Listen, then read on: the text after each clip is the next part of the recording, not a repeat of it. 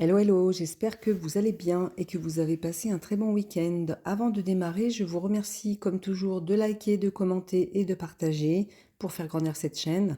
Si vous n'êtes pas encore abonné, je vous invite à le faire et je vous en remercie. Alors, la nouvelle lune du 24 juillet aura lieu à 21h12 sur le deuxième degré du Lion.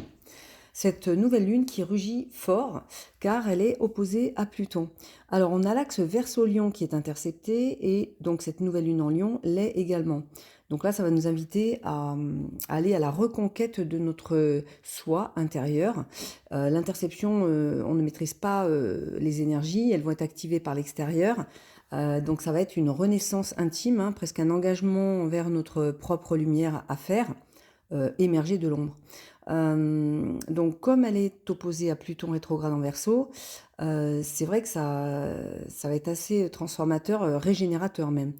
Nous avons un Mars qui est conjoint au nœud sud aussi, donc les événements vont être déclenchés par cette conjonction. Donc ce ciel va nous confronter à vraiment une tension entre le besoin d'affirmation personnelle et l'appel profond à la transformation intérieure. On a un ascendant Capricorne qui est conjoint à la part de fortune et on a aussi des astéroïdes. Donc on a l'astéroïde Harukot qui est conjoint à l'ascendant Capricorne et on a aussi l'astéroïde Échéclus qui est conjoint exact à la nouvelle lune. Donc là je vais vous lire les nuages de sens de ces astéroïdes qui sont extraits des livres de Élie Astro et je vous mettrai bien évidemment les liens dans la description pour commander ces livres ou l'oracle des astéroïdes de Muriel Kennel. Alors, astéroïde Harokot, c'est alors les mots-clés, changement de monde, changement de valeur. Donc nommé d'après un terme amérindien qui signifie ciel.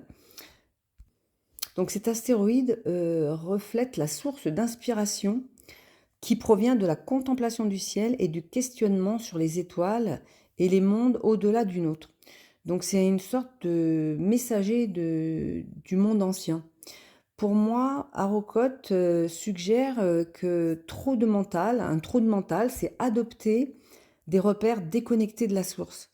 Alors, vous allez me dire que c'est un peu perché, mais pour moi, ça parle d'un besoin de simplicité originelle, c'est-à-dire de dépouillement de toutes ces constructions égotiques qu'on a faites, afin de retrouver une autorité plus naturelle, hein. Donc, un ascendant Capricorne, là, conjointe à cet astéroïde, pourrait demander d'expérimenter un changement de posture à avoir dans notre esprit. Un appel à s'aligner avec une sorte de sagesse plus ancienne, plus souveraine. Et conjoint à la part de fortune, donc ça nous invite à guérir, mais pas seulement en réparant, mais en changeant de monde intérieur, en resacralisant notre vision. C'est une vision alchimique. En fait, la guérison, elle n'est pas dans le passé, elle est dans ce changement de regard, de vision, de valeur. Et l'ascendant Capricorne peut nous donner cette maturité, hein, ce discernement plus puissant. Et c'est un engagement. Quand on s'engage, le Capricorne, il va jusqu'au bout de ce qu'il décide. Et là, il faut qu'on s'engage vers notre propre évolution, notre croissance. Donc, si on traverse ces crises aujourd'hui, c'est pour le service d'une libération majeure. Et la part de fortune, donc, c'est pas au sens de récolte de l'argent ou quelque fortune que ce soit. C'est une récompense karmique. En fait, c'est l'activation d'un portail d'alignement. Et bien évidemment, ça dépend aussi de la manière dont nous allons l'utiliser. Et comment on utilise le soleil, la lune et l'ascendant. Si on élève notre conscience, si on récoltera différemment de si on l'utilise de manière négative. Voilà. Donc c'est une nouvelle lune puissante en matière de transmutation identitaire et de réajustement du moi profond. Alors l'astéroïde Échéclus, donc qui est conjoint à cette nouvelle lune, et donc forcément opposé à Pluton, évoque une transformation nécessaire qui est déclenchée par une crise ou une tension. Alors les mots-clés, donc c'est emprisonné, libéré, fragmenté, explosion. Donc c'est un astéroïde, mais pas simplement, c'est un centaure, comme Chiron, hein. Donc les centaures souvent sont associés à des processus de souffrance, de prise de conscience et de transition. Ce sont des passeurs, des éclaireurs. Et Écheclus est encore plus particulier parce qu'il a une énergie instable, un peu presque comme une comète. Donc il peut exploser soudainement et il libère ce qui était contenu. Donc il coupe à vif ce qui doit mourir. Donc c'est un peu, il agit comme un scalpel sacré en fait. Et il évoque une transformation intérieure nécessaire, hein, qui peut être déclenchée par une crise ou un événement extérieur puissant, une tension intérieure aussi. Pour moi, ce scalpel, je me dis, c'est un peu comme une chirurgie de l'âme. Et dans le mot échec-lus, il y a le mot échec. Donc, est-ce que échec égale erreur? Ben non, pas forcément. Pas nécessairement même. Il faut faire la distinction entre l'erreur. L'erreur, c'est une décision qu'on aurait pu faire, c'est un acte, hein, une décision qu'on aurait pu faire autrement. Et un échec, lui, c'est un résultat qui ne correspond pas forcément à nos attentes. Donc on le perçoit comme un raté en fait, alors que souvent il s'agit d'une expérience, mais qui transforme. Et là, l'échec c'est une fissure sacrée en fait. La lumière peut entrer, c'est ce qui va nous rendre humbles et un peu ce qui va nous ramener à l'essentiel et nous obliger à descendre profondément en nous. Et là, tout peut se reconfigurer. Donc pour moi, l'échec c'est un moment de vérité et un miroir qui nous renvoie à nos illusions et à notre besoin de contrôle.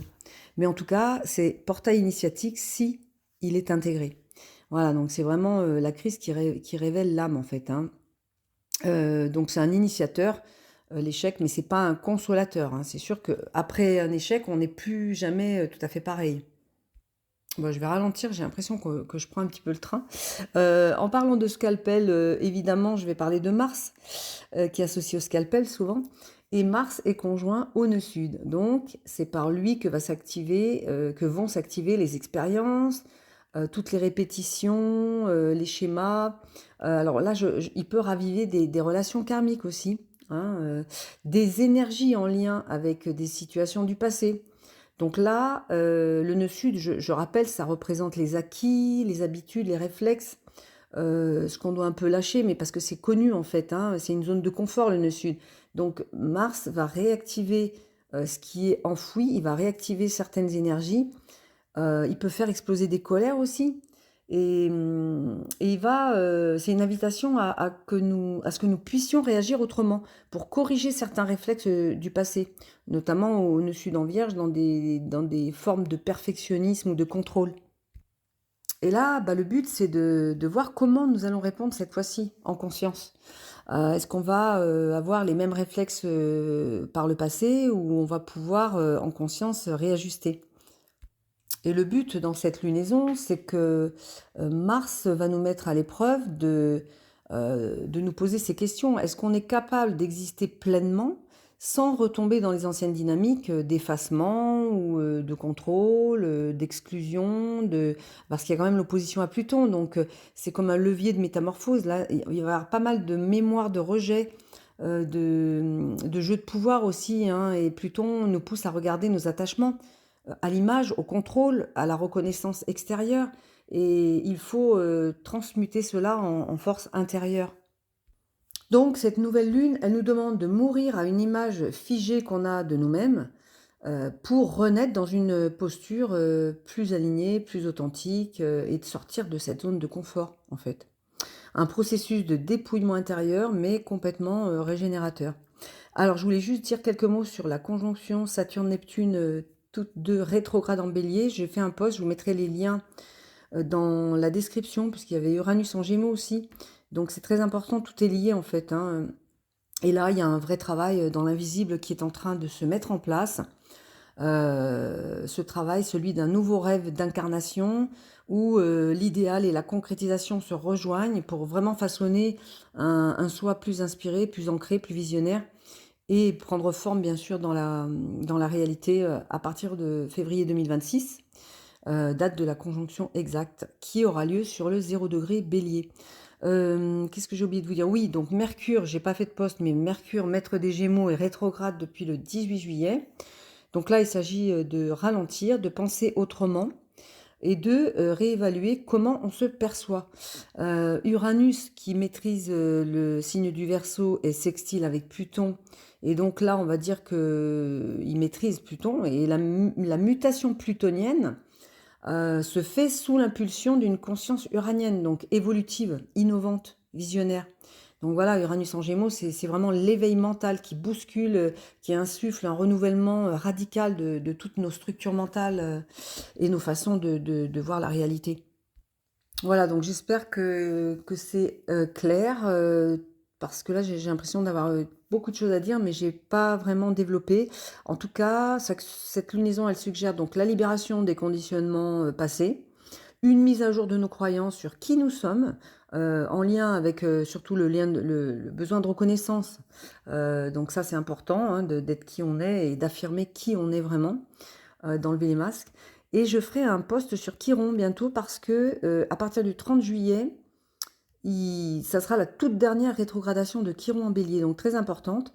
Voilà, donc bah, cette lunaison, je vais terminer sur ces mots bah, très encourageants, je pense. Hein, et c'est vraiment d'aller vers la vraie reconnaissance de soi, celle qui ne demande pas de briller pour exister, mais d'exister pour rayonner. Et vraiment entrer dans cette souveraineté intérieure, mature, puissante, où on n'a plus besoin de prouver quoi que ce soit, d'être juste qui on est. Voilà, je vous souhaite une belle nouvelle lune, prenez bien soin de vous et je vous dis à bientôt. Au revoir.